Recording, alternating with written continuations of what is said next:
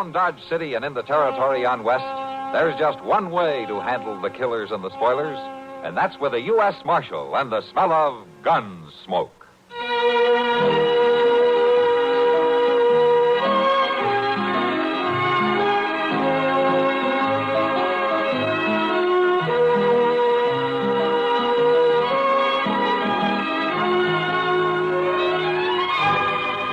Gunsmoke, starring William Conrad. The story of the violence that moved west with young America. And the story of a man who moved with it. I'm that man. Matt Dillon, United States Marshal. The first man they look for and the last they want to meet. It's a chancy job, and it makes a man watchful. And a little lonely.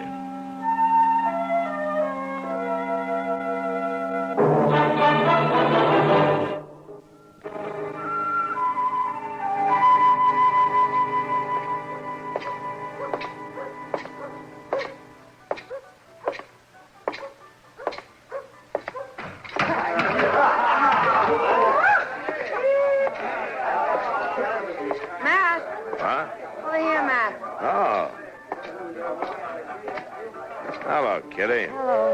Where'd you get the crowd? Oh, some trail herd just came in. Circle B, I think. Come on upstairs and have a drink with me. I gotta get clear of here for a few minutes. All right, let's go.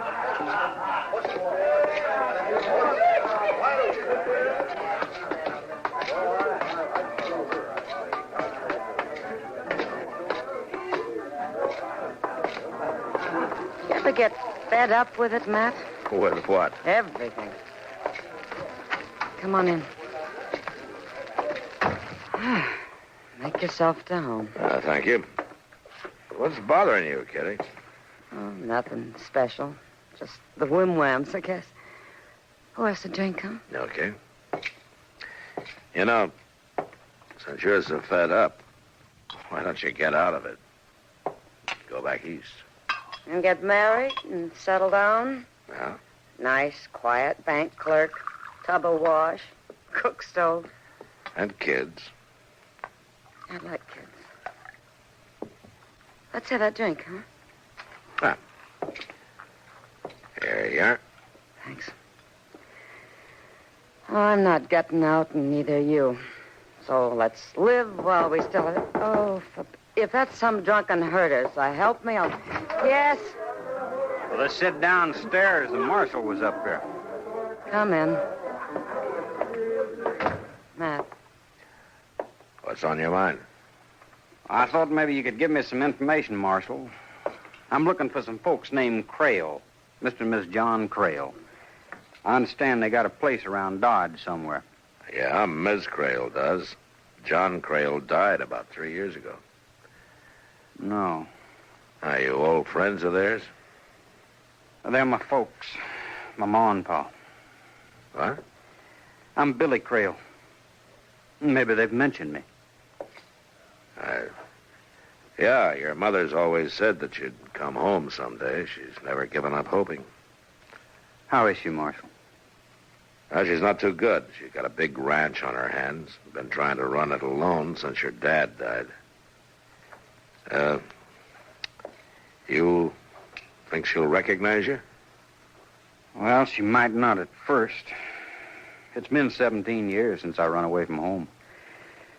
But I'll convince her, all right. Yeah, you probably will. Where you been all these years, Billy? Just drifting. Here, there. You know how it goes. Yeah.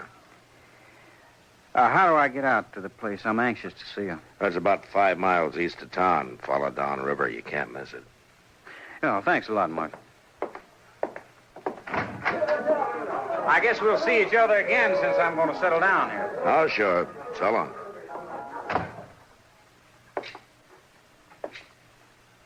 All right. Let's have it. What do you mean, Kitty? Something was wrong there. What was it? Just this, Kitty. A few years ago, Miss Crail asked me to try to trace her son. I did it. And I didn't have the heart to tell her. Tell her what? I got a report back from the War Office. Billy Crail had joined the Union Army at the start of the war. He was killed in action at the Battle of Shiloh.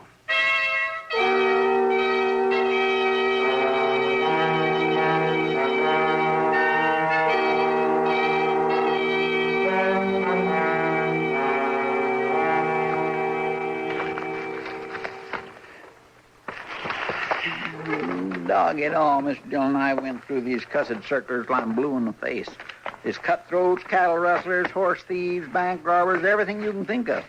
There ain't nary a one of them fits the description of that Crail fella. Keep looking, Chester. It might be 2 or 3 years back, but I've seen that face of his somewhere, and it has to be in one of these circulars. I just don't understand how he figures to get away with it. You can't fool a man's own ma. You might in this case.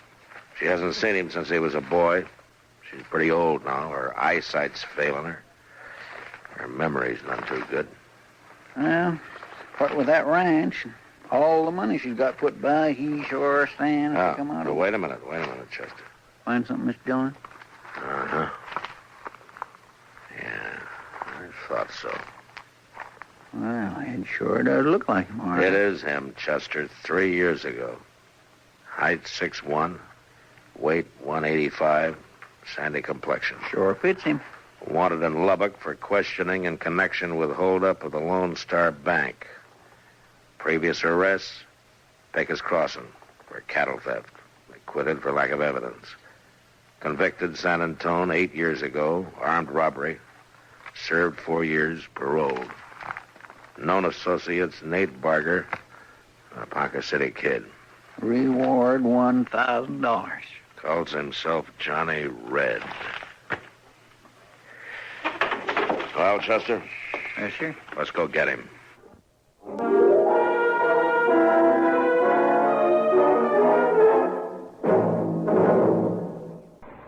Higginbotham here. We will now commence our lesson in stereophonic reproduction. Listen to the call of the spotted bill snicker on ordinary stereo. Now then, on a Columbia Stereo 1 phonograph. Obvious difference, what? The Columbia stereophonic system really causes all others to blush. For it is not composed of just a few separated speakers. Columbia is the originator and exclusive purveyor of stereo projection. Only Columbia fills every inch of a room with real, lifelike sound.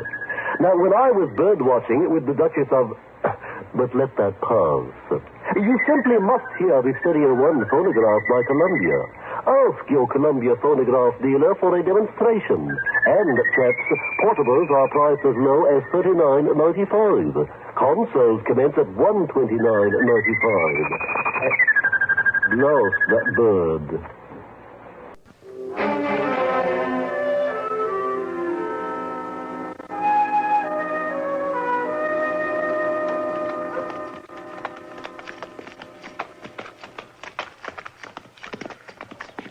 I don't see him nowheres around. Good. I was hoping I could talk to Ms. Crail first.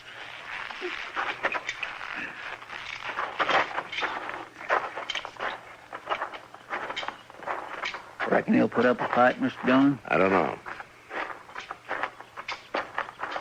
Who is it? It's Marshal Dillon, ma'am. Well, if this ain't a surprise now. Come on in. Set a spell, Marshal. Oh, thank you, Miss Crail. Good to see you, Marshal. And you, too. Mr. Proudfoot, ain't it? Yes, ma'am. I wasn't too sure. My eyes ain't quite... come on in, gentlemen. Land's sakes, I do like company. Seems like nobody ever comes out this way no more. Now, set yourselves down there now. Well, thank you. Rest your feet. I'll get you a cup of coffee. No, don't bother, Miss Crail. We don't have much time. Oh, time. Won't take no time. Got it already made. Just fixing to have some myself. Land alive, but body can't do a little something for her company. She ain't fit to have none. Yes, ma'am. I guess it does get pretty lonesome out here. Well, it did. I got a big surprise to tell you about, Marshal. You mean your son? Shucks. The way gossip flies round Dodge City, a body don't have a chance to get ahead of it. He's come home, just like I always knew he would. Has he changed much, Miss Crail? Oh, good heavens, yes. He was just a boy when he went away. Now he's a grown-up man. Fine, strong. But there's no doubt in your mind that this really is Billy. Oh, why, that's downright silly, Marshal. You can't fool a mother. She can always tell her own. Why, the second Billy walked up on that porch and said, How are you, Ma? I knew him just like that. I see. You know, I'd been sort of going downhill since John passed on. Work was hard, and seemed like I'd kind of lost my reason for living. I don't think I'd have lasted, Marshal. Well, now, But it's different now. Why, I'm happier than I've been in years. You sure seem to be. My son has come home. Could a mother ask for more? No, ma'am, I guess not. I suppose that's all that matters. That's all. Well... Oh, I'm sorry, Marshal. Here I've been talking a leg off of you, and I haven't even thought to ask what brings you out this way. Oh, nothing, Miss Crail. As a matter of fact, we just rode out for a friendly little visit. Well, I'm mighty glad you did, Marshal. You just stop by any time. You too, Mr. Proudfoot. Thank you, ma'am. Goodbye, Miss Crail. Goodbye.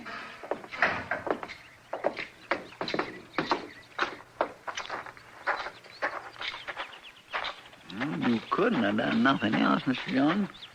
It'd have broke her heart if you'd have told her. Yeah, I guess so. But she's going to find out anyway, sooner or later, when he steals her blind and then runs out on her. And that's a bad deal, Chester, any way you look at it. Marshal, Well, kind of sets you a problem now, don't it? Well, I may set a few problems for you before I'm done with you, Johnny. And break an old lady's heart? I don't think so, Marshal. And the name is Billy, by the way. Billy Cray. Not in Lubbock. Lubbock? Where's that? Don't worry, Johnny. When I send you back, there'll be somebody along to show you the way. I don't know why you keep on calling me Johnny. Because that's your name, Johnny Red. Bank robber, gunman, cattle thief. You fill out the list. Maybe you could get my mother to fill it out. Miss Crail's an old woman. She doesn't know that her son was killed at the Battle of Shiloh. That report was a mistake, Marshal. But I figured it was best to let it stand. I deserted 2 weeks before Shiloh. Yeah, sure you did. I don't know where you got this crazy idea I'm somebody named Johnny Red. A man's own mother ought to know. And before you go off half-cocked, I'd say it might be a good idea to check with the sheriff in Lubbock. Meanwhile, I figure it's like your friend there was saying. You wouldn't want to break an old woman's heart, now would you?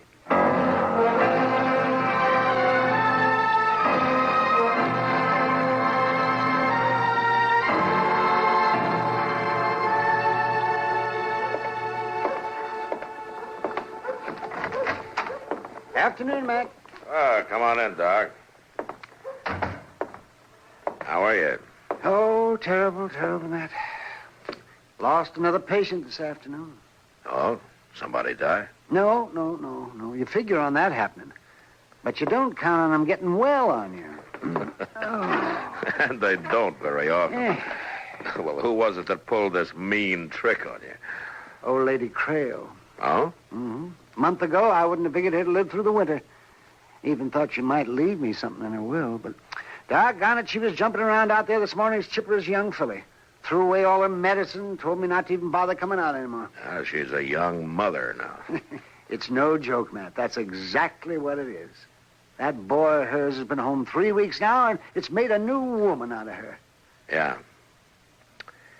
Only he's not really her boy, Doc. He's not right here, but what do you mean? He's an ex-convict from Texas. I had a reward circular on him from Lubbock. Oh, now, wait a minute, man. Now, he might be able to fool other people, but his own mother... I know, Doc. A mother can always tell her own. And that's right. Well, maybe this is the exception that proves the rule.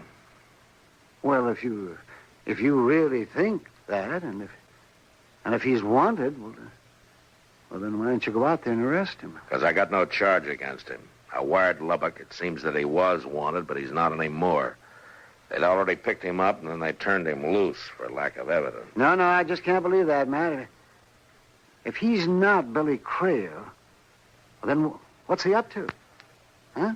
You know how much that ranch is worth, Doc? And Miss Crail keeps every cent she's got out there at the place because she doesn't trust banks. Now, what more reason would a man like that need? You better come quick, Mr. Dillon. Well, what's wrong, Chester? Jake just brought Simmer on stage in. He got held up right outside of town. They shot the guard.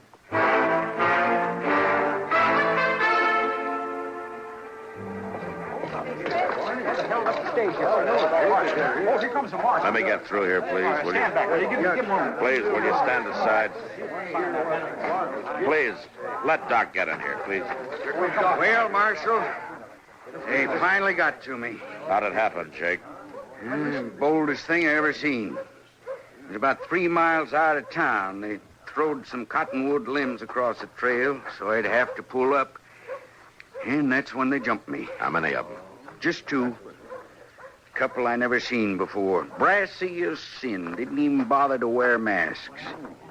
And they hauled off and shot Barney there without even giving him a chance. Well, what did they get? The cash box. I don't know how much was in it. Matt. Yeah, Doc? There's nothing I can do for him, Matt.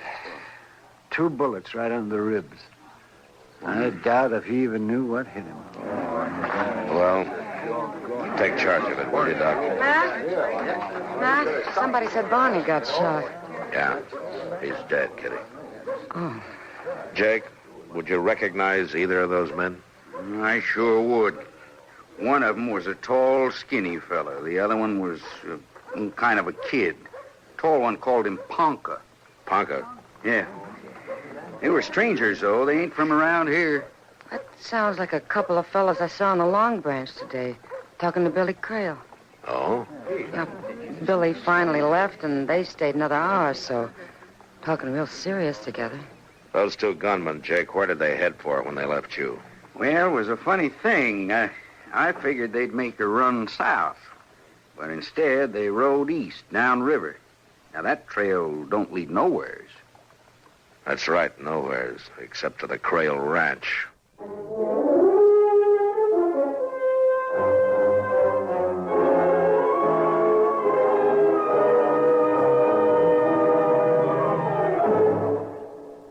New and delightful. Those adjectives were never more aptly applied than as descriptives for the CBS Radio Network's brand new daytime panel go-round, Funny Side Up.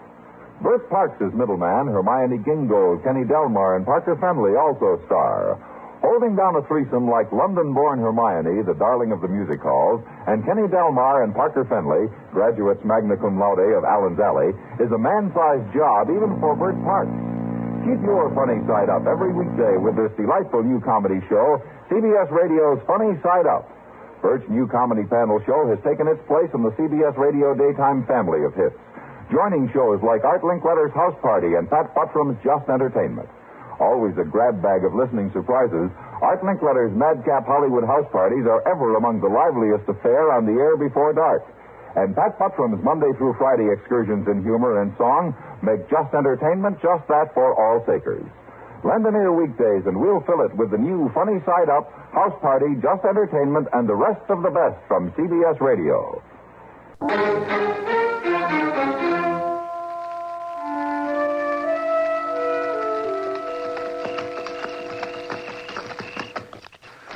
Not a sign of life, Mr. Dillon. Looks real quiet. Yeah. Too quiet, maybe. Ain't no lights, neither.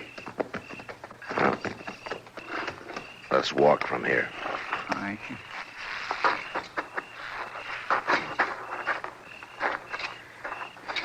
All right, now watch yourself, Chester. Yes, sir, I will.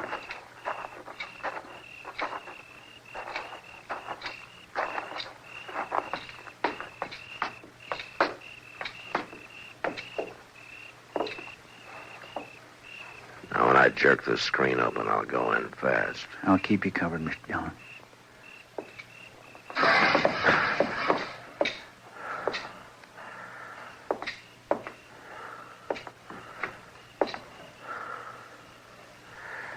All right, Chester. Come on in.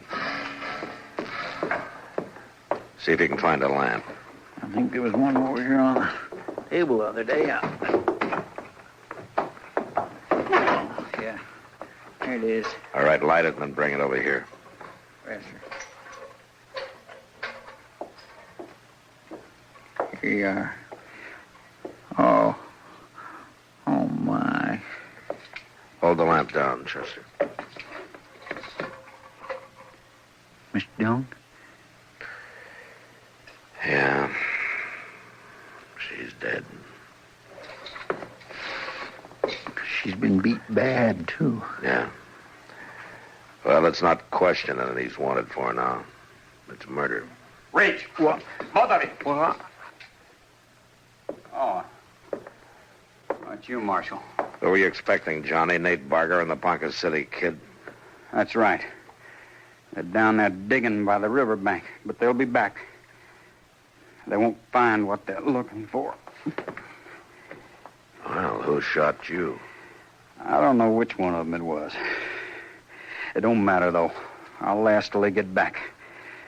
But not long enough for a murder charge, Marshal. Now, don't try for your gun, Marshal. I'm not that much of a fool, not with yours on my back. I wouldn't want to shoot you. I got nothing personal against you. But your way of handling this ain't the way I aim to. Put out that lamp. They're coming back. They're out there now. You stay where you are and stay quiet. I gotta get to a window. All right, Chester, let's ease out the back way. Come on. Yes, sir. Over here.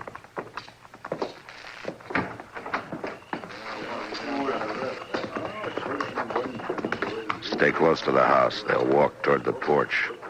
We'll have a chance to take them from the side. Yes, sir. I'll bet you one thing. If she's still alive, she sure won't lie about it this time. A hot branding iron might help. All right, hold it. You're covered. Over there at the corner pocket. Yeah, I'll get him. Now drop that gun, Barker. Drop it. All right, I did. I give up. Don't shoot. Keep your hands up. That's right, Nate. Keep them up high. Johnny, no. Say hello to Ponca for me. Johnny, I had my hands up. Now, you drop your gun, Johnny. Sure, Marshal. I'm through with it now. He had his hands in the air. You had no call to shoot him. You'd have took him alive. He might have got out of it. This way it works out better. More sure.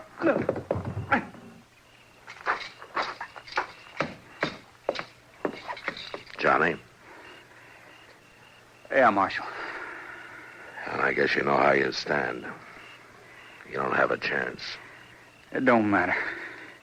I lasted till it was finished. What started it? An argument over the split?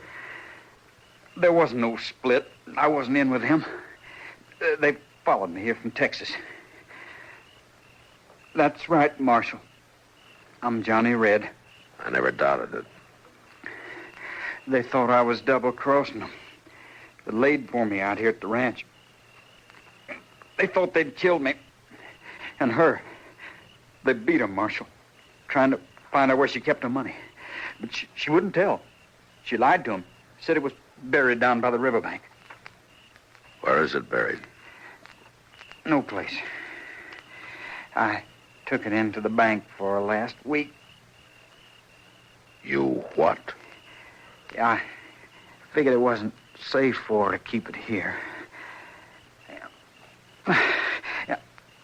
So you still think her mother can't tell, huh? Sure, Marshal. I've been called Johnny Red for years now. But my real name is Billy Cray. I wasn't lying about that. She was, my mother. She...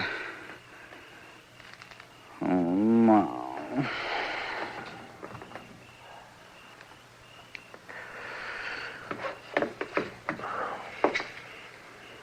Well, that's that. He was Billy Cray after all. Yeah. Oh, if he'd only just stayed away, hadn't come back home, she'd still be alive. It was her own son, you might say, that caused her death. And Doc says she wouldn't have lived through the winter anyway. And Billy made her happy for 1 month at least. I don't know, Chester.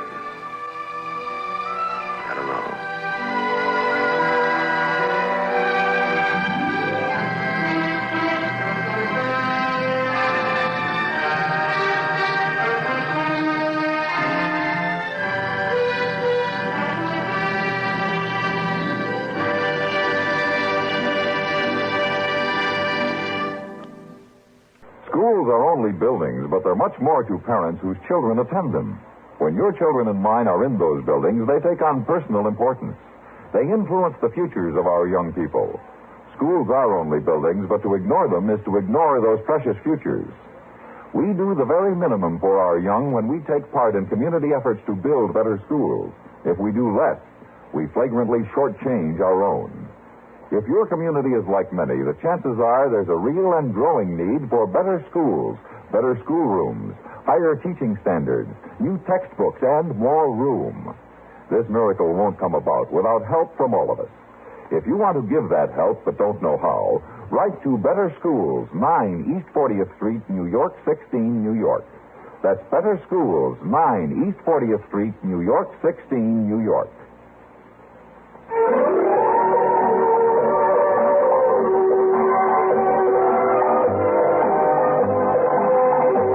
Gunsmoke. Produced and directed in Hollywood by Norman McDonald, stars William Conrad as Matt Dillon, U.S. Marshal. The story was specially written for Gunsmoke by Les Crutchfield, with editorial supervision by John Meston. Featured in the cast were Sam Edwards, Helen Cleve, Nick Perrin, and Luke Krugman.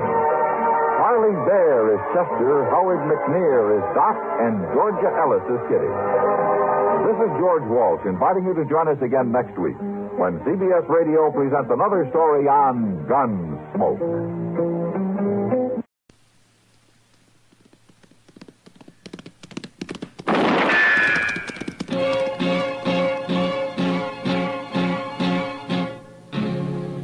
Gunsmoke. Brought to you by L&M, the modern cigarette that lets you get full, exciting flavor through the modern miracle of the pure white miracle tip. Live modern. Smoke L&M.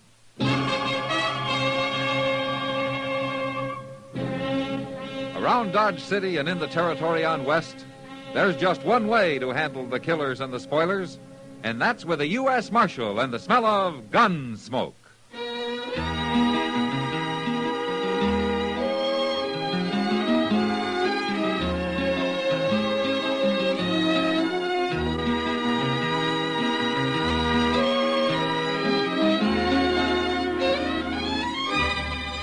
Gunsmoke, starring William Conrad. The transcribed story of the violence that moved west with young America. And the story of a man who moved with it. I'm that man, Matt Dillon, United States Marshal. The first man they look for and the last they want to meet. It's a chancy job, and it makes a man watchful and a little lonely.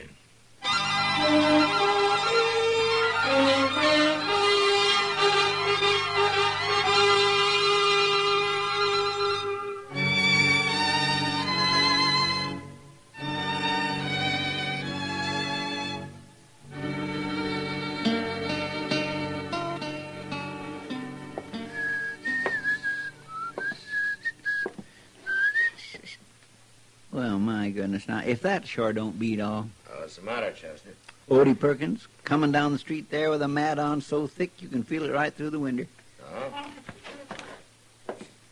Odie's not a man to get tempered easy.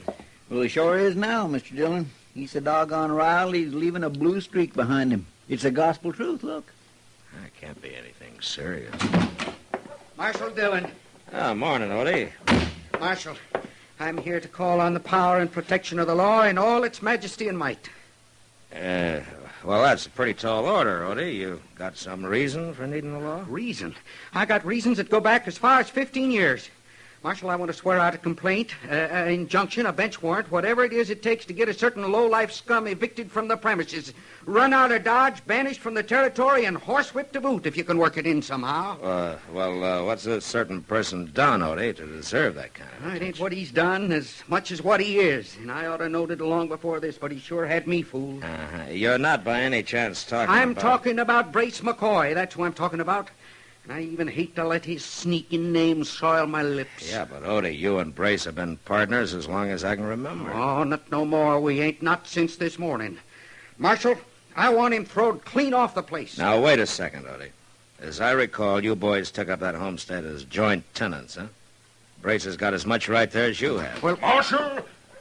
Yeah, come in, Brace. We were just talking about? I want to get a fella throwed off of my property, Marshal, and that's a fact. You're referring to Odie Perkins here, That's a fella, Marshal, but him and me ain't speaking, and that's a fact. You're gall darn tootin' we ain't. Not now nor never. I'll sign the papers now if you'll just read 'em up. I'll remind you, Marshal, I come here first. Fixing papers for Odie wouldn't be no use nohow. Little varmint can't write, and that's a fact. I can make as good a X as you can. I mean, he can. Now, wait a minute. Just look at him, Marshal. He ought to be ashamed of himself. A great, big blubber mouth that outweighs me twice again. And he comes in here sniveling for the law to help him out. Just a minute. He's proud of me, and I'm going to whop him good, and that's a fact. Not while I'm wearing this here 6-gun. You ain't going to whop nobody. I mean, he ain't going to. Will you shut up, both of you? Now, who started all this ruckus? It's personal, Marshal. Me, I'd rather not say. Oh? Well, that's just fine. For 15 years, you've ridden together, finally took up land together, and all of a sudden you start sidling around with your hackles up, ready to throw lead at one another. And you won't even say why, huh? Just getting particular who I live with is all. I want him out of my house, Now, Marshal. get this straight, both of you. You own that farm jointly, and I got no legal reason to throw either one of you off. So until you settle your differences or sell out, you're going to make the best of it. I already offered to buy him out. I ain't budging, and that's a fact. All right. If you can't settle it yourselves, I'll settle it for you. Chester. Yes, sir. Will you hand me those cards over there? Yes, sir. Here you are, Mr. Dillon. Yeah. Now, as I recall, you've got a fair to middling house out there and a mighty good barn. Until you sell, you got to stay on the place to take care of the stock. All right. Now, one of you lives in the house and the other one in the barn, and you'll leave each other alone. Is that completely clear? All right, Brace, you cut first. High card takes his choice. Well, all right. 10. That's good. Ain't as good as a queen. All right, what's your choice, Odie? The barn. It smells better than McCoy. Odie, you come around my house, and I'll break you in half. That's a fact. Step 1 foot in my barn, I'll blast you full of holes. Now, remember what I told you, both of you. You leave each other alone. Guess I better get back out to my house. Good day. I'll be going to my barn now, Marshal. Much obliged. Why don't you stand in the breeze a little while, Odie? You might cool off a little. Well, I declare, if that don't beat all. I guess 'tain't nothing serious, so. It's not like him, Chester. I'm afraid it is serious. I just hope it don't get more so.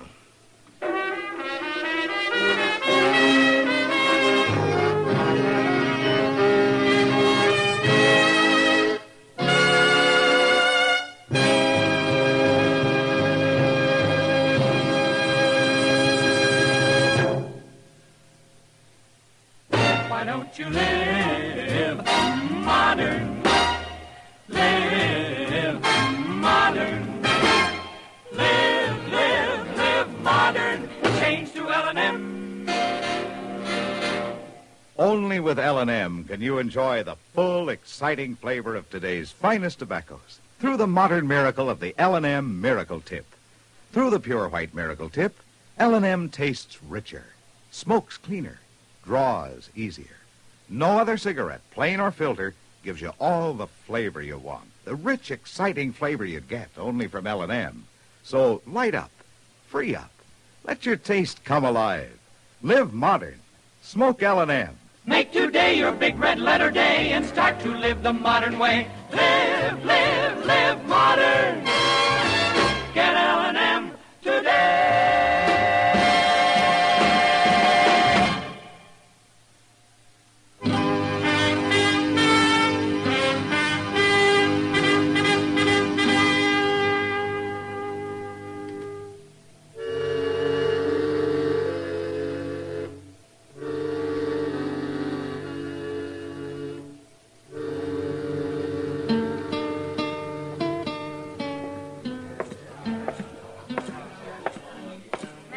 Huh? Oh, hello, Kitty. Well, you're as welcome as a hunter's moon through a tamarack bush. What? Now, you sound like a singing chief of the Cherokees. No, Kiowas. That's her tribe.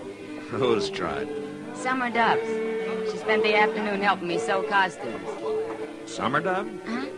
You remember her, Matt. She's that Indian girl who left the reservation last spring and came into town to work for Ma Smalley at the boarding house. Oh, yeah, sure, I remember. She's a good seamstress.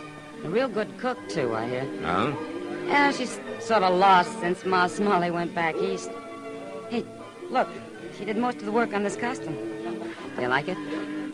Well, it doesn't look like that one took much sewing, Kitty. This is the kind where the sewing's important. Yeah. I guess a lot depends on it, huh? How about having a drink with me, huh? I tasted the morning wind from the south, and my heart beats the lark song. What's that? It means I'll have a drink with you. Oh, okay. Wait a minute, Kitty. Matt? Yeah, what's the matter, Doc? Well, man, I just drove in from up towards the flat. And I passed the McCoy Perkins farm on the way. Yeah? You better get out there, man, before those two kill each other. What do you mean? Why, they got a confounded war going on. One of them's barricaded in the barn, the other's holed up in the house. And they're firing bullets back and forth so fast, it sounds like the Battle of Shiloh. I haven't heard from them for 3 days. I was hoping maybe they'd cooled off by now. Cooler? They didn't sound very cool when I came by. Kitty, it looks like you'll have to stretch out that lark song a little, huh? It's all right, Matt. Okay. Some other time.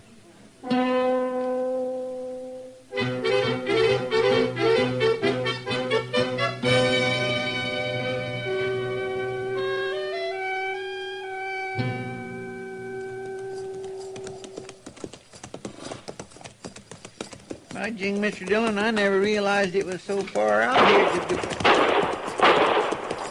Doc wasn't putting on none about it. Doggone if it don't sound like Shiloh. Blame fools should think they were old enough to have better sense. Thank goodness, now that's just too doggone close for comfort. I'll comfort him. Rain up, Chester. Howdy! Brace! Matt Dillon, hold your fire, both of you! All right, come on, Chester. Let's go over to the barn first.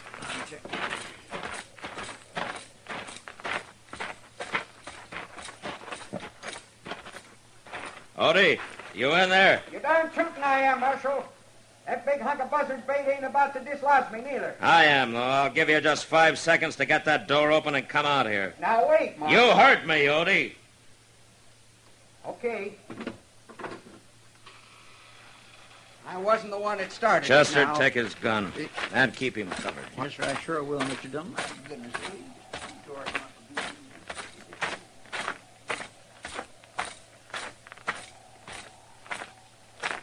Brace. What do you want? You gonna open that door or you want me to shoot it open? Now, Marshal, I'll open it. Ain't no call to get all angered up, and that's a fact. All right, I'll take your gun, Brace, and that's a fact. Here, give it to him. All right, come on out here. I was only defending myself, Marshal. That scrawny little weasel started it all. Marshal, don't you believe nothing Brace says. He was born alive. Shut up, Odie. Well, I guess the only thing to do is to see if you two can manage to get along in separate jail cells. I'm putting you both under arrest for disturbing the peace. Oh, now, wait just a minute. What do you mean? Ain't nobody around here, Marshal. Whose peace we disturbed? Mine. Who? Come on, let's go.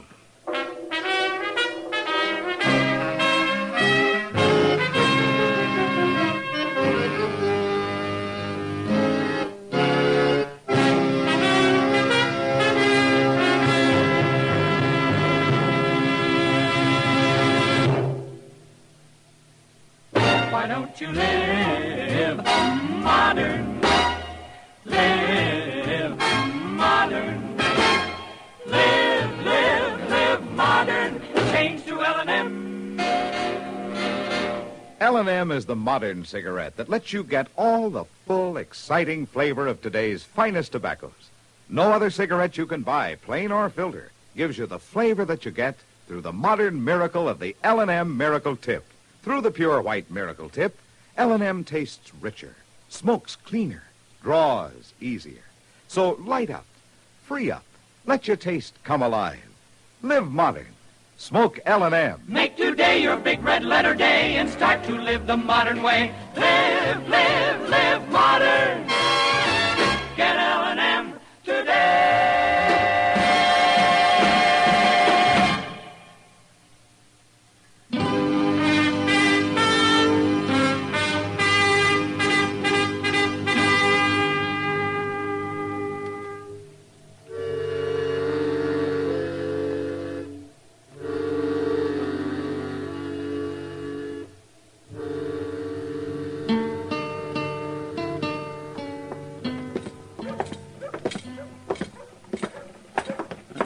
That's Doc's buggy tied up there, Mr. Dillon.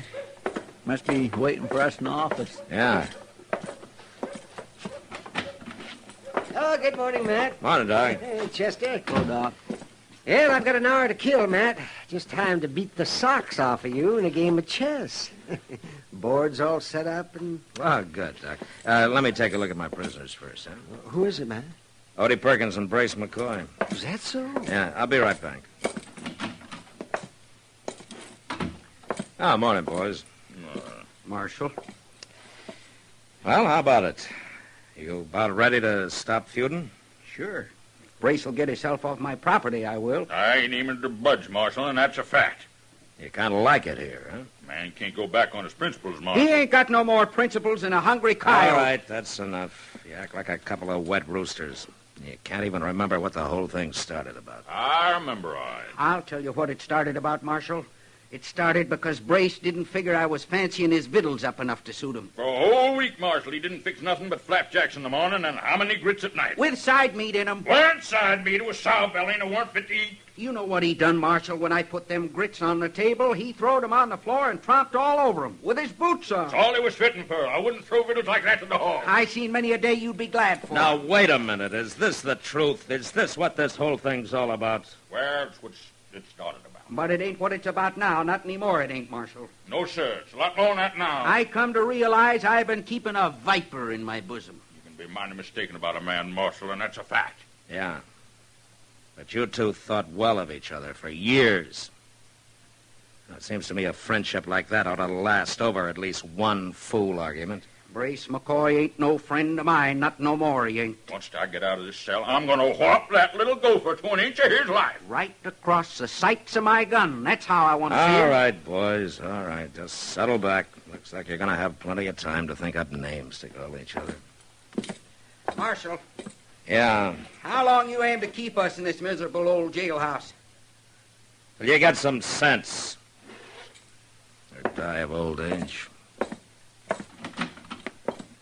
How they making out, man? Oh, like a pair of tomcats, Doc. I don't know what I'm going to do with them. I can't keep them locked up forever. For two nice fellows like them, they sure did turn mean awful sudden. If you ask me, they're both probably aching to make up. Yeah.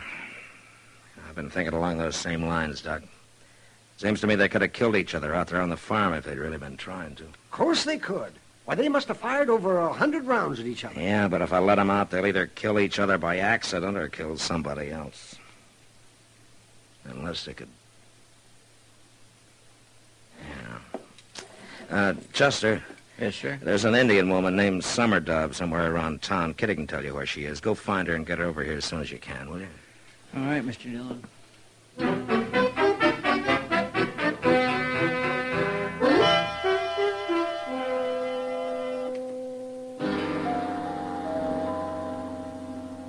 Boys, this is Summer Dove. These are the two men I was telling you about, Summer Dove. The short, skinny one is Odie Perkins, and the fat one's Brace McCoy. How do? Howdy, Miss Dove. Glad to know you, man. Summer Dove's one of the best cooks in Ford County, boys. Ma Smalley taught her how. So? Now, she needs a place to live. She'll work for her keep. What are you getting at, Marshal? Well, you boys got a place out there that you're not using, that lean-to against the barn. It might be fixed up pretty comfortable. Like I said, Summer Dove's a mighty fine cook. All right. I'd be proud to hire on Miss Summer Dove, Marshal, providing you fix it to keep that ornery sidewinder away from my property. Ah, sidewinder, you... Brace, you come within 20 yards of me, you better come a-shooting. All right, boys, hold it. Well, Summer Dove, these are the two men I thought you might like to work for, or one of them, more likely. One man, two men, makes no difference. All right. You wait out in the office for me, will you? Me go. Yeah.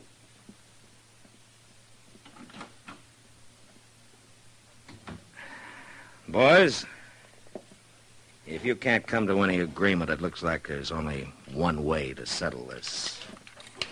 What you got there, Marshal? Your guns. I figure you couldn't kill each other out there at the farm because you had too much cover, but here it's different. What are you doing, Marshal? I'm putting your guns on the floor of your cells, but neither one of you touch them now till I'm out of here. Oh, now, wait just a minute. I don't like this, Marshal, and that's a fact. There's nothing between you now but an 8-foot corridor and open bars. Now, you get it settled, boys, one way or the other. I'll be in my office.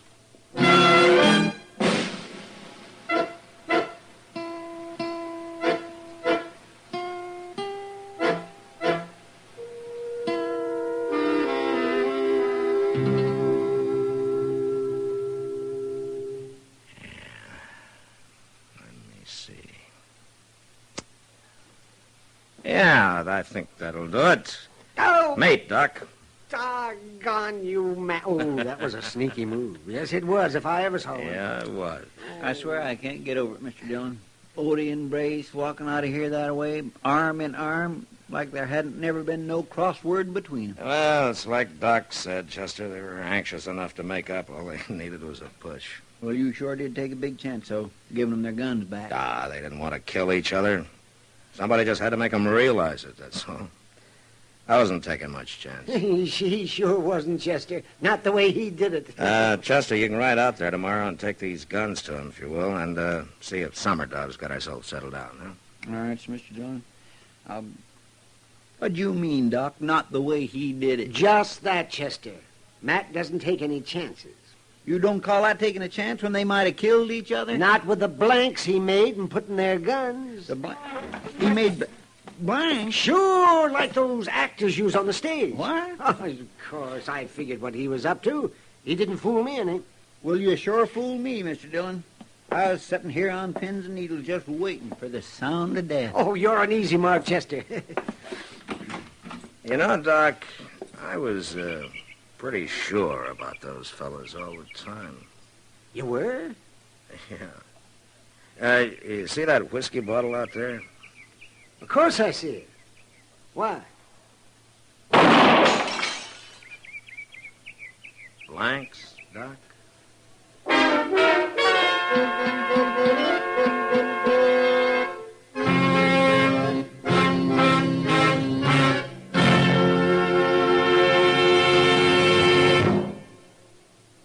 In a moment, our star, William Conrad. The world may indeed be shrinking, and people abroad are next-door neighbors, but there's still a lot of misconception and confusion on both sides of the ocean between these new neighbors. It's the kind of misconception and confusion that's cleared up best of all by personal contact, the contact of letters, for instance. There are many men and women abroad who realize they get a false impression of our country from local sources. They are eager to be in correspondence with individuals in this country. They're sure that in the easy give and take of letters, they'd find out what Americans are really like, how they really work and live. If you're interested in writing to one of those Europeans, send your name with a stamped, self-addressed envelope to Letters Abroad, 45 East 65th Street, New York, New York.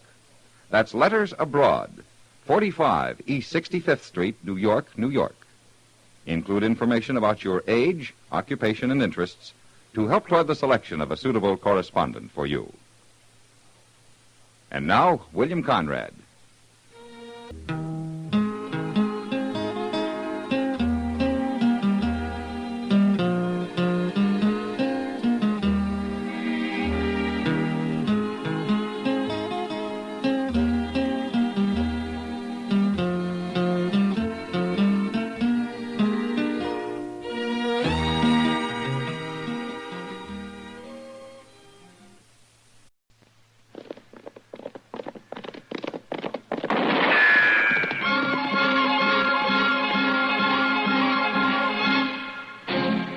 Around Dodge City and in the territory on West, there's just one way to handle the killers and the spoilers, and that's with a U.S. Marshal and the smell of Gunsmoke.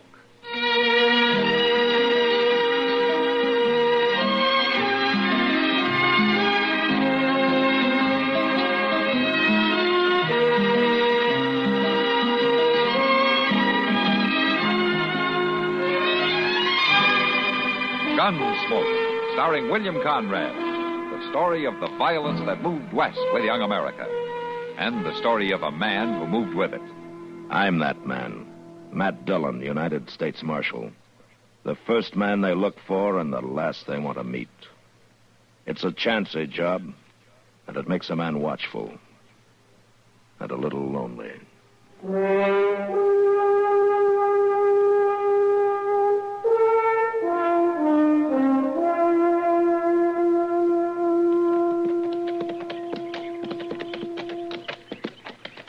sure would like to turn off here and go down to that stream and catch me a mess of fish, Mr. Dillon. Even the fish have enough sense to lie low under a noon sun like this, Chester. And I'd just soon be lying low with 'em along the bank there under a tree. Yeah, sure. There you'd be, stretched out under a tree. Yeah. And then the ants would come, and the chiggers, and maybe a rattlesnake or two. Oh, now, just a minute here. Just as soon as you got rid of them, they'd probably blow up a storm. Well, now, I think you're better off riding right back into town with me. Well, maybe you're right at that. I don't guess I really feel like eating fish today anyway. Say, look yonder there. Ain't that somebody walking up ahead of us? Yeah, it looks like it. Well, why on earth would a body be walking on a day like this? He probably has no choice. Well, everybody around here rides a horse, Mr. Jones. Looks like he has been riding one. How's that? Well, he's carrying a saddle, Chester. Well, my land, I can see that, but what do you suppose he's told Well, us? we'll be up with him in a minute. Why don't you ask him? Oh, well, I wouldn't want to come right out and ask him. Greetings, gentlemen. Yeah, hello. Hello? Carstairs. Sedgley Carstairs. Matt Dillon. This Chester Proudfoot. Pleased to meet you. Is that a star you're wearing? Yeah, U.S. Marshal out of Dodge City. Well, Marshal, I feel a bit awkward without my horse. Rather warm for walking. Yeah, we were just wondering about that. Lost him, you know. Lost him? In this open country? Chester, let the man talk. Well, yes, sir, but... Yeah, I lost him in a card game. Poker. Oh. Not very good at poker. You bet your horse? All I had at the moment.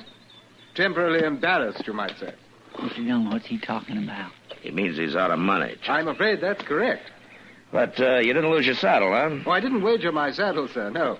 That's the only one I've found to give me any comfort in your American style of riding. I feel I must keep it. That's a good idea in case you got another horse. Oh, I mean to win him back.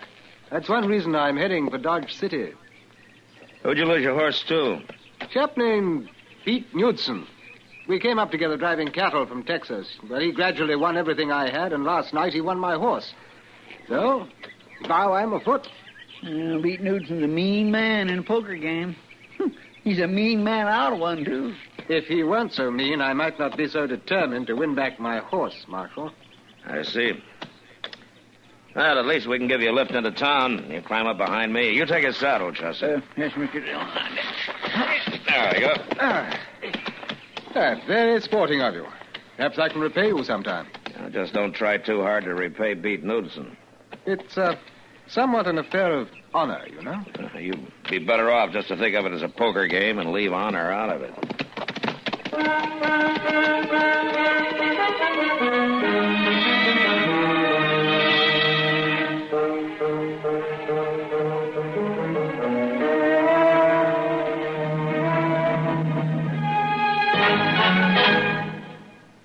Now, just listen a minute, well, if you will. I've got a little story to tell you. Well, it's not so little, it's sort of a tall tale. I don't know if you've heard of Joe Mazurak or not. If you've never worked in steel, then you probably haven't. But he was a legendary giant whose body was made of pure steel. It was Joe who invented riveting. Joe would stand there shaping rivets out of the hot steel with his thumb and fingers, and while the rivets were taking shape, he'd punch holes in the girders or plates with his little fingers. Then he'd plug the rivets into the holes and pound them over with his knuckles. Worked so good that they invented riveting machines to take his place on jobs he couldn't get to. Joe was a busy man, you bet. But in between jobs, he couldn't just stand around doing nothing, so he'd stockpile cannonballs, making them out of white, hot steel the way little children make snowballs, by rolling them in their hands. For entertainment, Joe used to have what he'd call a taffy pull, only he'd use steel instead of candy. And as he stretched it out, his fingers would be shaping it. When he finished each long tug, he'd break it off and lay down another length of rail to cool. Guess half the rails of the B&O were made by Joe at his taffy pulls. Yes, Joe Mazurak was the spirit of the steel industry, the spirit of those men who worked and sweat before the open horrors of the Alleghenies, who laughed and bragged about the strength of their giant while they turned out the finest steel in the world. Some of that steel was Joe Mazurak himself, to hear them tell it. It seems that during the year of the big layoff, when the steel mills couldn't get metal to process, Why, Joe, he melted himself down in the flames of hearth number 7 so as America could maintain its steel supply. Yes, old Joe was quite a legend, wasn't he? Say, isn't it nice being citizens of a country where you can laugh and talk about things free as a breeze, and write and read and worship, too? Yes, sir. Maybe you don't think about it much, but you should.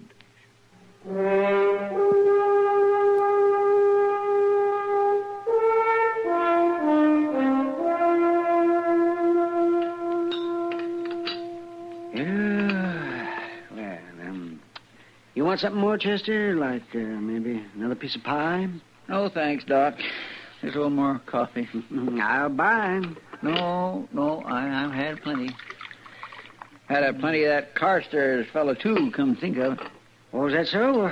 What's the matter with him? Well, now, Doc, what kind of a man would have a name like Sedgley Carstairs? Anyway, I don't trust him at all. Oh, now, a man can't help his name, Chester. Chances are in England, a name like Sedgley Carstairs is every bit as common as Chester Proudfoot is over here. Oh, Proudfoot. Maybe so, but I tell you, Doc, he talks so fancy, it's just plain silly. Oh, he's not trying to talk fancy, Chester. That's just the way Britishers talk. He was born in England, wasn't he? Well, what's he doing over here, then? Why didn't he stay at home where folks could understand him? Oh, no, I expect he's here for about the same reason the rest of us are. What reason?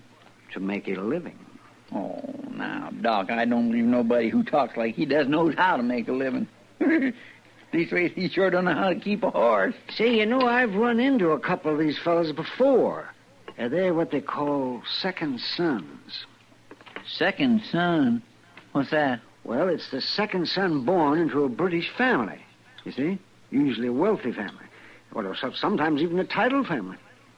You mean lords and dukes and queens and all such as that? Could be. Well, say, then, this Carstairs fellow might be rich, huh? You can't be sure. In England, it's the first sons who get everything. Doc, you mean them lords and dukes and stuff don't give their second boys nothing? Sometimes not, unless maybe they send them something a couple times a year to keep them from hanging around the estate, raising a fuss.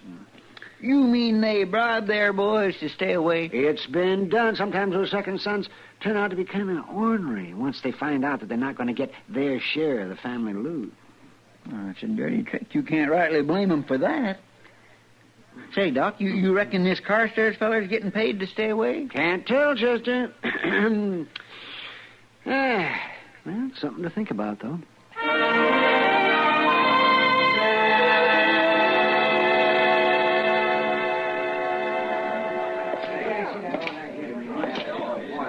Give me a beer, will you, Sam? I'll take it over to the table. Sure, Marshal. Here you go. No, thanks, Sam.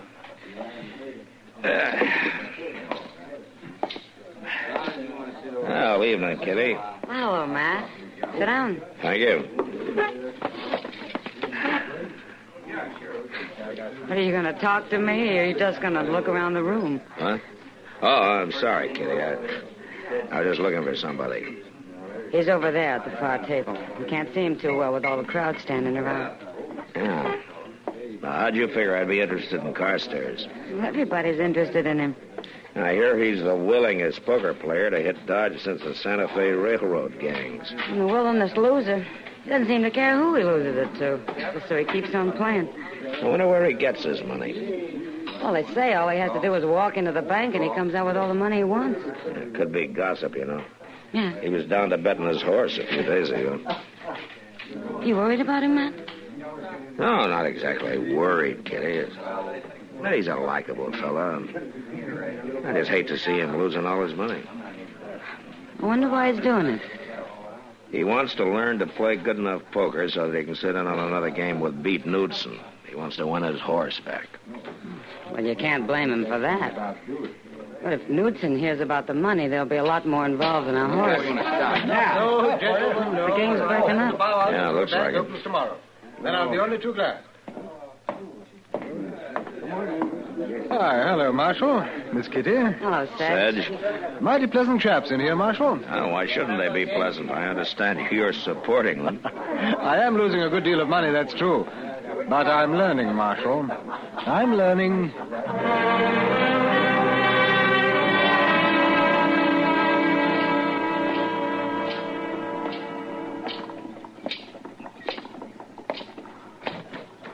Well, good day, Marshal. You must have opened the bank this morning, Sedge. Oh, no, Marshal. Mr. Botkin was there, and the bank was open for business, but... Oh, you're joking me, huh? You better get that money out of sight. Seems hardly worthwhile, does it? I lose it as fast as I get it. Yeah. Sedge, I'd like to talk to you about that. Oh, it's my money, Marshal. Nothing shady about it. I'm not worried about that. I just think maybe you ought to be more careful, that's all. Careful? Yeah, there's talk all over town that you're a rich man. For somebody as free and easy with his money as you are, it could be dangerous. Then you haven't a worry in the world. I'm certainly not a rich man. Maybe you ought to quit acting like one. Oh, it's just that my latest bank draft was waiting for me here when I got to town. Bank draft? Yes, from London. They send me a remittance check twice a year, Marshal, to keep me safely on this side of the ocean. But it'll be gone soon. Well, it's your business. Just make sure that you don't lose more than your money. Thank you for your interest, Marshal. Now, if you'll excuse me... Yeah. See you later, Sedge.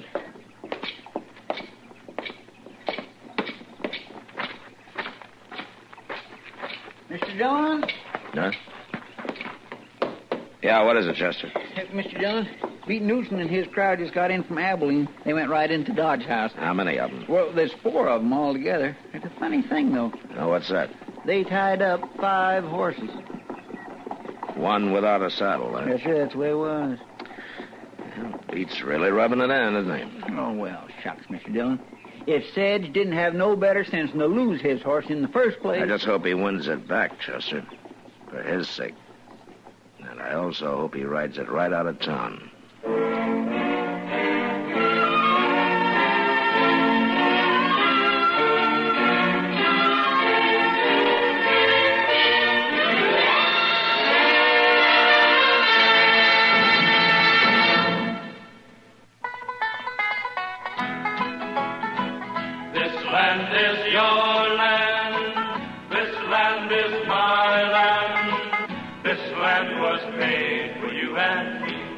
Stephen Foster came from Alabama, and Al Jolson was always Alabama-bound. Even though there was no particular validity to these claims, there was a definite sincerity behind them. For Bama has a sense of charm and hospitality unlike any other state. Maybe Stephen Foster didn't come from Alabama, but Helen Keller did. And so did a lone wolf train robber named Rube Burrow. And what if Jolson didn't go there? George Washington Carver did. And his experiments at Tuskegee brought international fame to him and the state. For all the deep, radical changes experienced by the Cotton State, some things never seem to change. Each spring, the fields and roadsides are carpeted with primroses. Green fields turn pale pink and roll wave-like in the wind. Alabama, like much of the South, seeks to combine 20th century industrial progress with the barn raisings and candy pulls of an earlier era. And what is more, Alabama succeeds.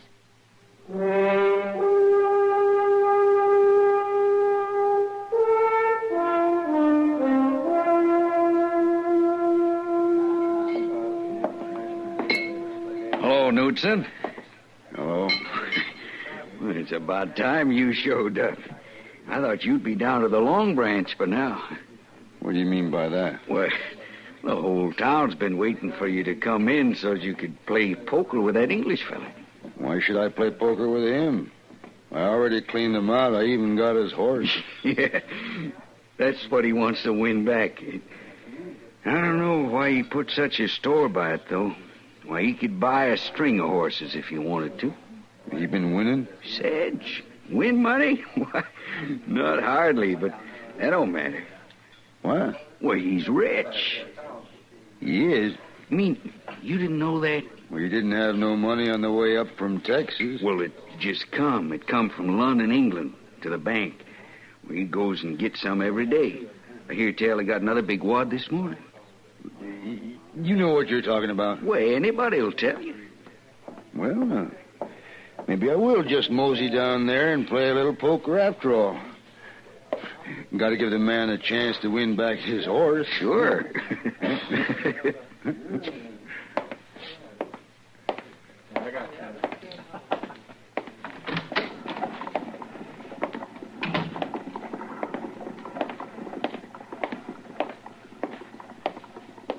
Hey, Knudsen. Well, if it ain't the marshal. You heading for the Long Branch? I didn't know I had to report to you. You don't. But there are a lot of stories been going around town, Knudsen. I just don't want any trouble. You got a law against playing poker? Well, there ought to be, the way you play it. Well, Marshal, I just want to give the man a chance to win his horse back, that's all. Now, listen, Knudsen, I've told Sedge that if he's smart, he'll just try to win that horse and then quit. I'm telling the same thing to you. Well, thank you, Marshal, but I just figure I'll have to take my chances without any help from you. Just don't start anything, Knudsen. No. Of course not, Marshal.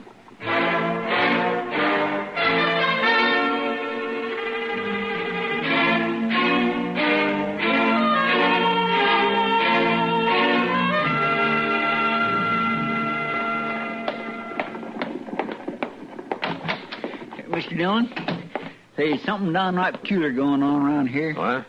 Well, that English fella, he won back his horse from Beat Knudsen. He did? Mm-hmm. Well, it looks like Carstairs' luck has finally changed, doesn't it? No. Old Beat stood pat on a pair of sixes. Now, you know he never done a thing like that before in his life. Oh. And he let Carstairs win. Yeah, but that's not all. They all went off to the livery stable, Knudsen and his crowd, to get the horse. Friendly as you please. Knudsen had a jug, and they was getting old Sedge all liquored up.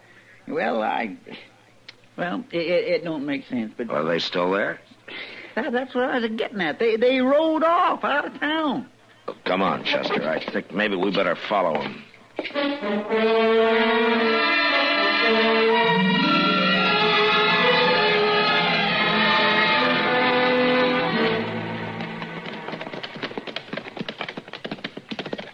You reckon they took the road to Hayes City? Now they headed off this way towards some cover. Come on.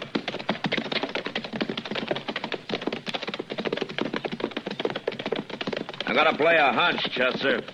Isn't there a deserted shack just over the rise? Yes, sir, there is. I figure they'd stop the first place they come to. Well, you think they're going to gamble him for the rest of his money? They won't bother to gamble, Chester. Yeah, we'll leave the horses here.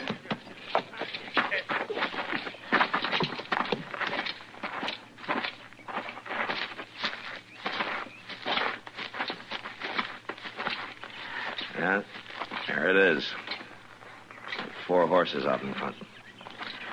All right, listen, Chester, you keep low and you go up to the window on the left side there, see?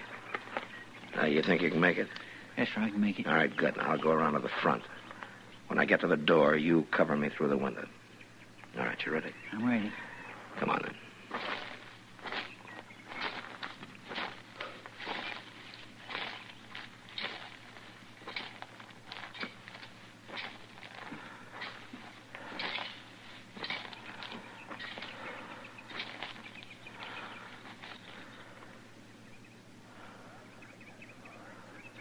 All right, Chester. You're covered, Knudsen. Drop your gun. Why, no. Either of you two want to argue? Not me, Marshal. All right, climb through the window and get their guns, Chester. Yes, sir. Now stand them up against the wall. Yes, sir, I will. All right, step lively. You move along, both of you. Come on.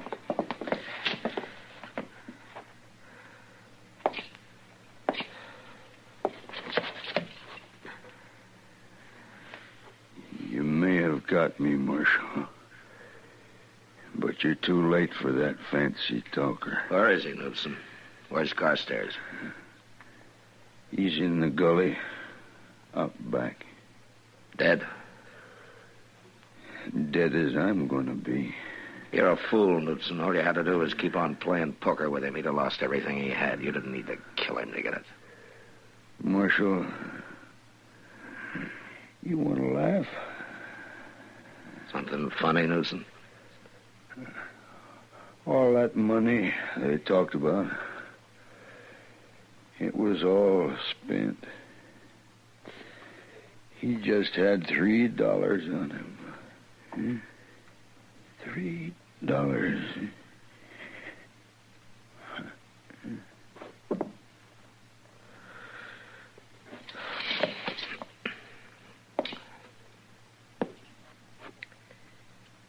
Mr. Dillon? You know, Chester, a man's life should be worth more than $3. A lot more.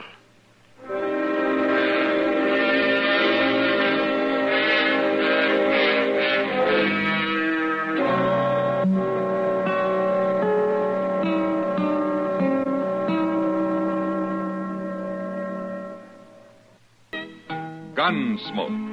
Produced and directed by Norman McDonald. Stars William Conrad as Matt Dillon, U.S. Marshal. Featured in the cast were Parley Bear as Chester, Howard McNear as Doc, and Georgia Ellis as Kitty. George Walsh speaking.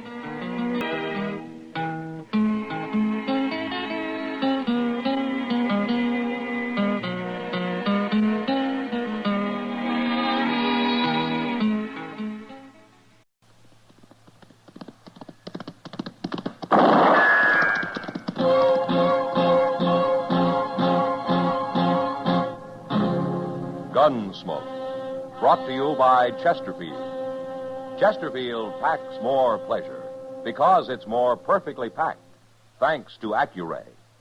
They satisfy the most.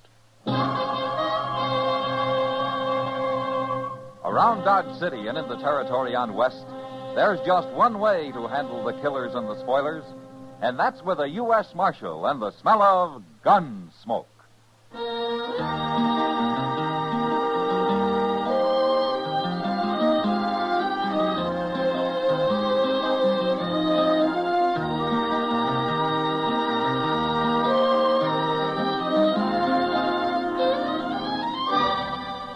Gunsmoke, starring William Conrad. The transcribed story of the violence that moved west with young America. And the story of a man who moved with it. I'm that man, Matt Dillon, United States Marshal. The first man they look for and the last they want to meet. It's a chancy job, and it makes a man watchful and a little lonely.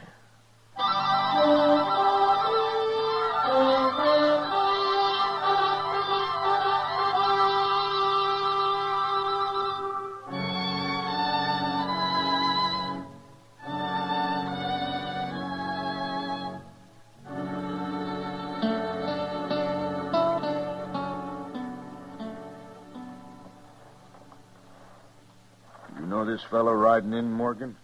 He's a stranger for sure, Abe. That brand on his horse, I can't even read it. Good horse, though. Yeah. Get down, stranger. Who are you men? Well, we're the Curry brothers. We own this ranch. How far is it to Dodge? 60 miles, if you ride in a straight line. I want some grain for my horse. Where is it? Look, stranger, we got no grain. We're fresh out. Now, Abe, if he wants a little grain... And then he can act more polite about it. Oh, ain't I been polite enough for you? Maybe I ought to change my ways just for you. What are you, anyway? Some kid who thinks he's a man just because he's wearing a gun for the first time? Mister, I've been wearing a gun 8 years, ever since I was 16. That makes you 24 and still a kid that ought to be taken out to the shed. You aim to take me out, mister? Or somebody ought to. A lot of men have tried. I guess it's your turn now. Go ahead, you're wearing the gun. Oh, now, we won't have any fighting. You watch your temper, Abe. The kid don't mean nothing. The name's Tom Clegg. I ain't a kid. All right, Clegg. Forget it. You too, Abe. Well... Say you're sorry, mister. Say what? You heard me. Are you crazy? Maybe this'll help you. Now draw. No, Abe. Abe, don't move, mister. You killed him. You killed my brother. Well, he hardly got his hand on his gun. Why don't you try me? Abe wasn't no gunfighter. Neither am I. Then I'll tell you what. You practice a little. I'll be in Dodge for a spell. Come see me.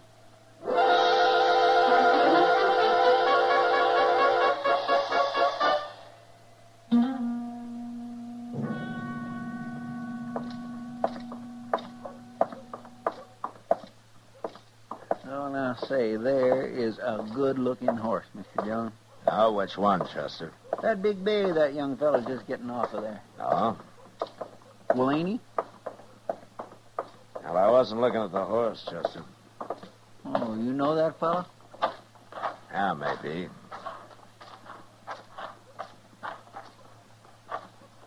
What are you people staring at? Aren't you Tom Clegg? What? Matt Dillon. At Las Cruces about 8 years ago, wasn't it? Exactly 8 years ago.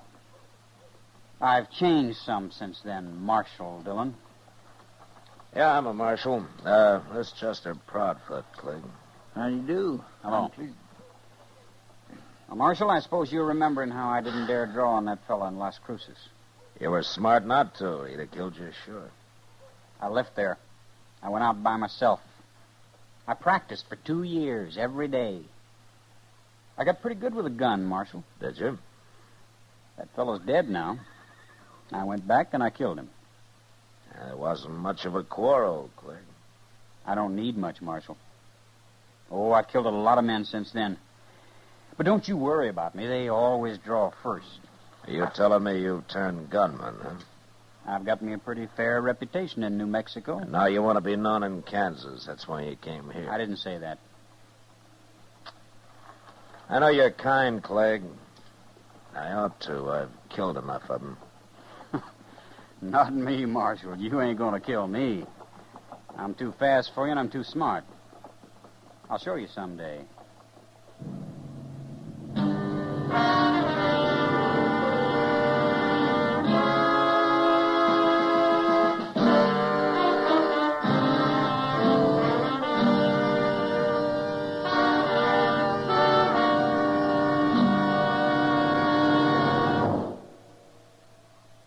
That whistling man, Bobby Haggart, really started something. Tonight, the Calypso Boys join in. Ready, amigos?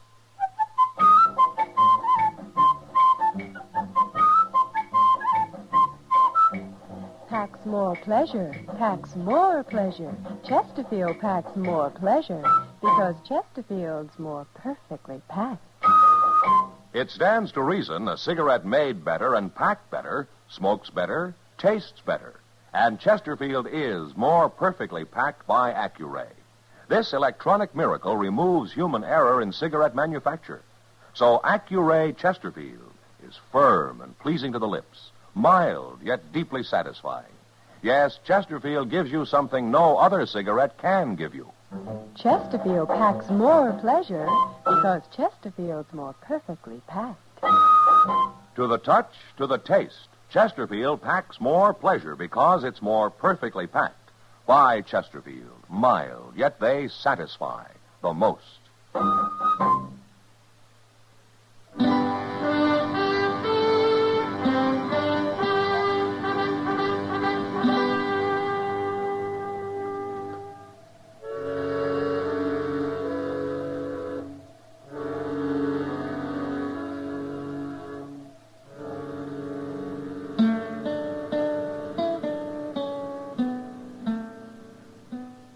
Oh, Chester. Yes, sir, I'm coming, Mr. Dillon. What was it you wanted? You all through out there? Well, I'm through to one. I was trying to open that back door again. I guess it won't never get fixed properly unless you just build us a new... Oh, Morgan Curry. All right, come on in, Morgan. Oh, Chester. Where's Abe at? It's about Abe. I come to see the marshal. Is something wrong, Morgan? Marshal, you've known me and Abe a long time. I sure have. Would you say I'm a man who tells lies? You know the answer to that, Morgan. And I'll say it short. A fella rode up to the ranch day before yesterday, and him and Abe got into a little argument, but Abe was about willing to call it off when this fella slapped him. And Abe went for his gun, huh? He never had a chance, Marshal. This fellow was the fastest man I ever seen. Did he say his name, Morgan? Tom Clegg. Yeah, I thought so. He's a killer, Marshal. He made Abe draw. That's what he means about being smart. No man can take being slapped. That ain't self-defense, Marshal, and he can't claim it is. The law says he can, Morgan. Look, Marshal, I ain't a coward. You know that, but there's no use my facing him. He'd kill me easy as he did Abe. Now, what good would that do? I wish I could help you, Morgan. Well, it ain't just me, Marshal. It's all the men he's going to kill before he's through. Somebody's got to stop him. Somebody will. Someday. Now, before he kills any more men. Well, it's like poisoning a wolf. Don't you see that? Morgan, I'm a lawman. When Tom Clegg breaks the law, I'll go after him. But until he does, there's nothing I can do. I don't know if you're fast enough for him, Marshal. But you're the only man I do know who might be. I'm not hired to gun men down, Morgan. He's got to be killed. I'll admit the world would be better off without him. You said something about his being smart. Now, he claimed that. And we'll see how smart he is. Marshal, Tom Clegg's going to die, no matter what. He's going to die.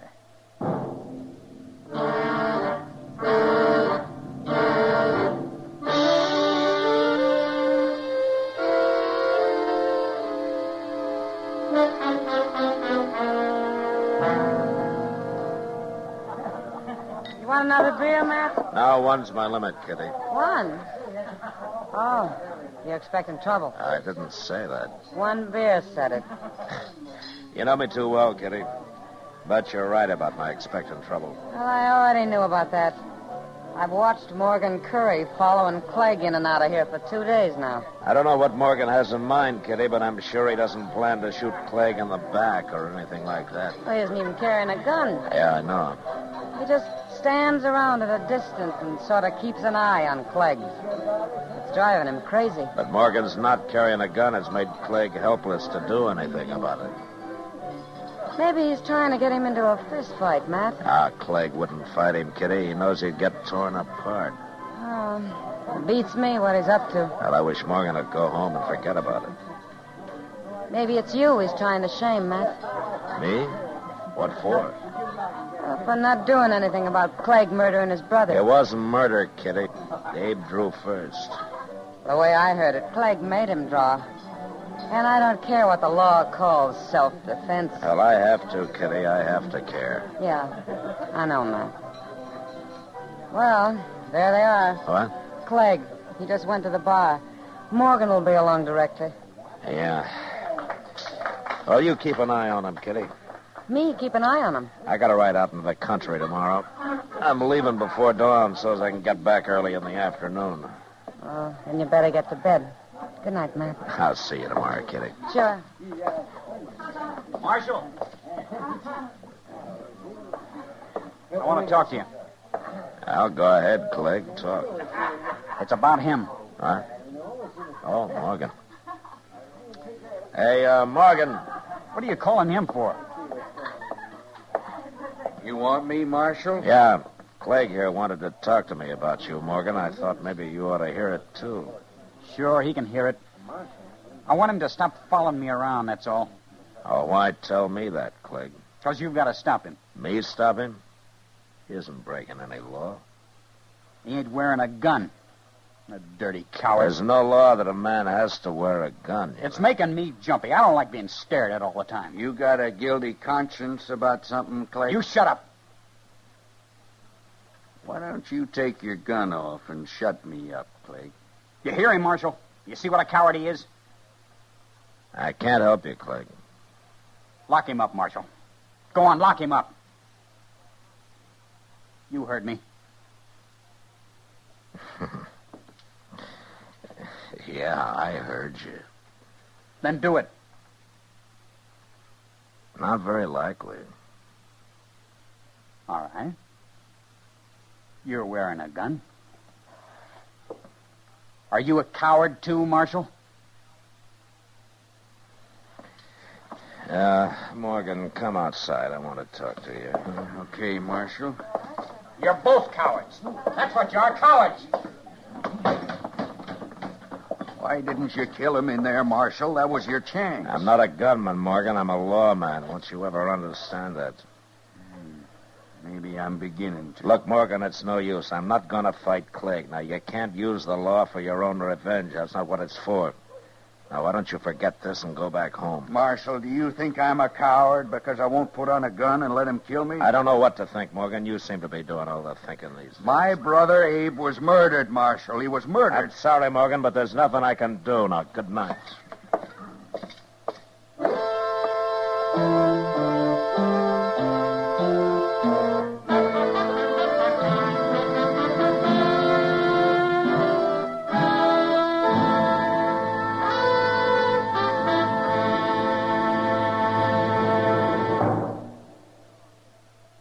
Where are you listening to Gunsmoke?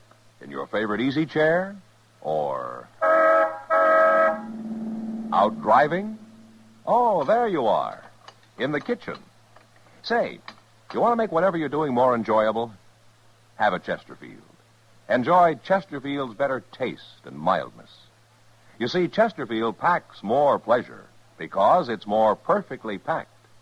A more perfectly packed cigarette gives you an open, easy draw that unlocks all the better taste and mildness of fine tobaccos. And Chesterfield, made by exclusive Accuray, is more perfectly packed, with an even distribution of tobacco from one end of your Chesterfield to the other. Firm and pleasing to the lips, mild, yet deeply satisfying. Remember, to the touch, to the taste. Chesterfield packs more pleasure because Chesterfield's more perfectly packed. Buy Chesterfield. Mild, yet they satisfy the most.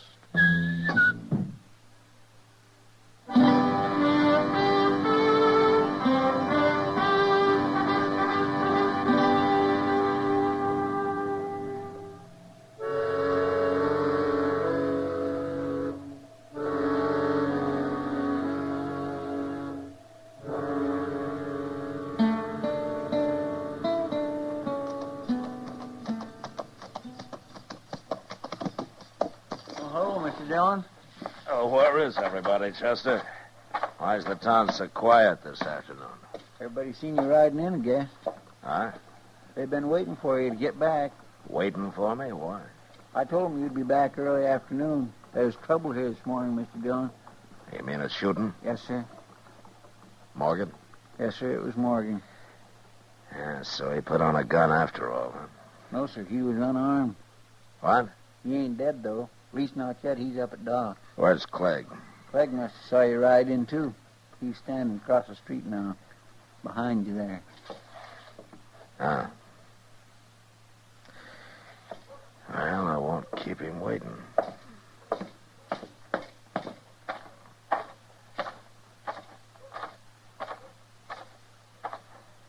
I hear you shot another man, Clegg. He deserved it. Did he? I warned him about following me around. It drove me half crazy. So you stopped him? He slapped me. No man can take that. No, not even his brother Abe could.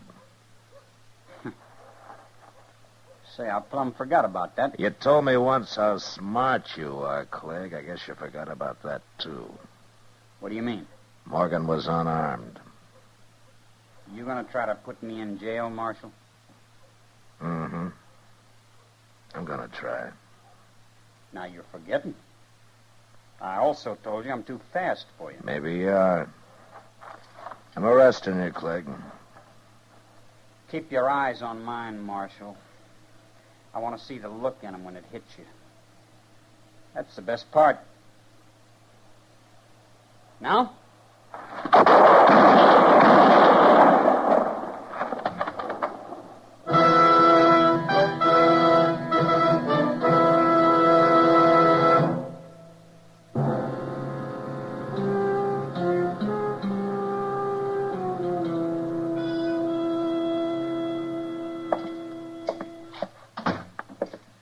Hello, Matt. Doc.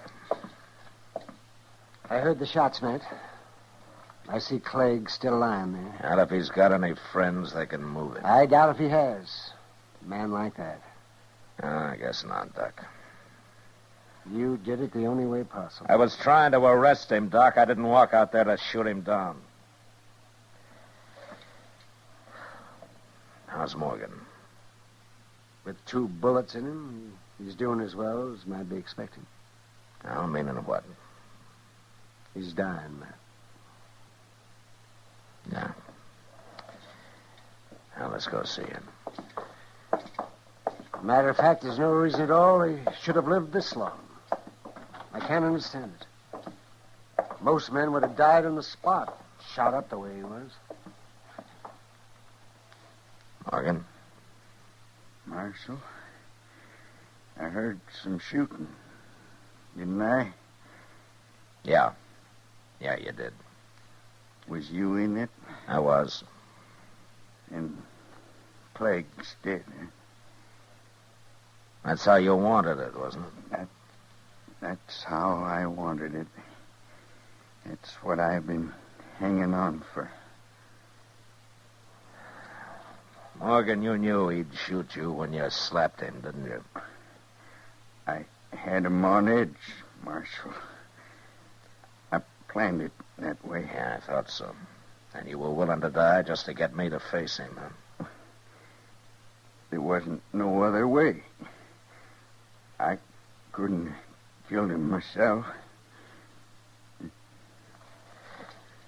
Well, I can't say I admire your thinking. But you're sure not a coward. He murdered my brother. He murdered me the same way. But we got him anyway. Didn't we? Didn't we, Mother?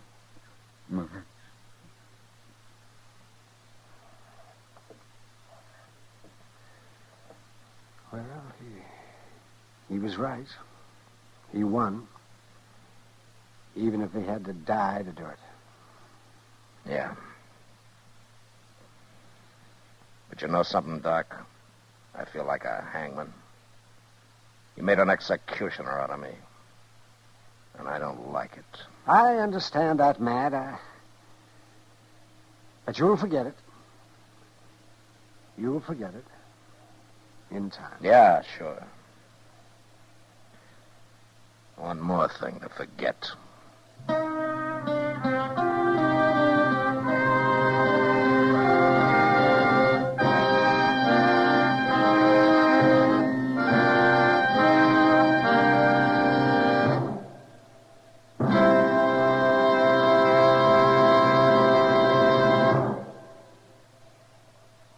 In a moment, our star, William Conrad. Chesterfield packs more pleasure because Chesterfield's more perfectly packed. A cigarette made better and packed better, smokes better, tastes better. And Chesterfield is more perfectly packed by Accuray. This electronic miracle removes human error in cigarette manufacture. So Accuray Chesterfield is firm and pleasing to the lips. Chesterfield, mild, yet they satisfy the most. On the frontier, bands of marauding Indians weren't too uncommon. And next week, during an attack, 3 people are killed. But not by the Indians. And that was the West. Good night. Gunsmoke, produced and directed by Norman MacDonald, stars William Conrad as Matt Dillon, U.S. Marshal. Our story was specially written for Gunsmoke by John Meston, with music composed and conducted by Rex Corey. Sound patterns by Ray Kemper and Bill James. Featured in the cast were Sam Edwards, Vic Perrin, and John Daner. Harley Bear is Chester, Howard McNear is Doc, and Georgia Ellis is Kitty.